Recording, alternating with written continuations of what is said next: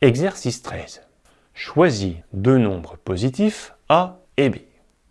Avec une calculatrice, donne des arrondis à 0,1 près de racine de A, de racine de B et de racine de A fois B.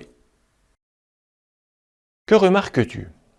Est-ce que l'on remarque que racine de A fois B est égale à racine de A plus racine de B, à racine de A moins racine de B, à racine de A fois racine de B, ou à racine de A divisé par racine de B?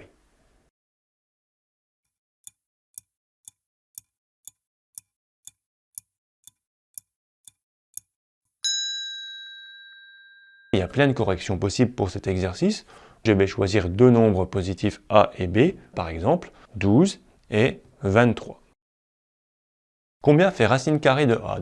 Tu dois regarder sur ta calculatrice s'il n'y a pas une touche racine carrée. Et tu calcules racine carrée de 12 si tu as choisi 12.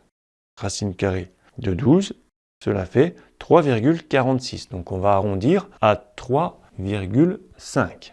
Puisqu'il faut arrondir à 0,1 près, et 6, le chiffre des centièmes, est plus grand que 5. Donc on arrondit le chiffre des dixièmes à l'entier supérieur. 3,46 s'arrondit à 3,5. Et puis pour racine de B, donc j'ai choisi 23. Cette fois, je vais calculer racine carrée de 23, ce qui fait 4,7958. C'est pareil, le chiffre des centièmes est plus grand que 5, c'est un 9, donc j'arrondis à 4,8. Et on nous demande aussi racine carrée de A fois B, par rapport à notre nombre A et notre nombre B que l'on a choisi.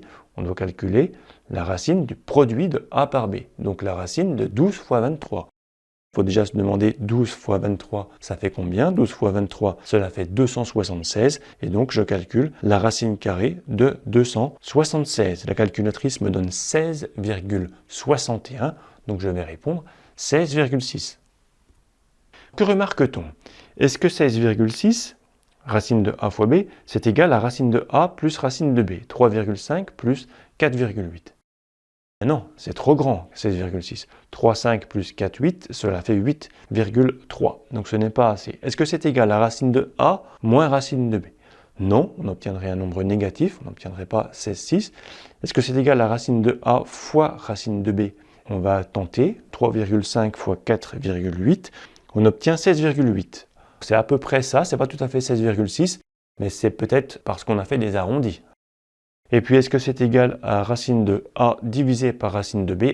Non, parce que les deux nombres sont très proches, donc le quotient, ça va être 0,8 peut-être, ou quelque chose comme ça. Donc, racine de A fois B, c'est racine de A fois racine de B.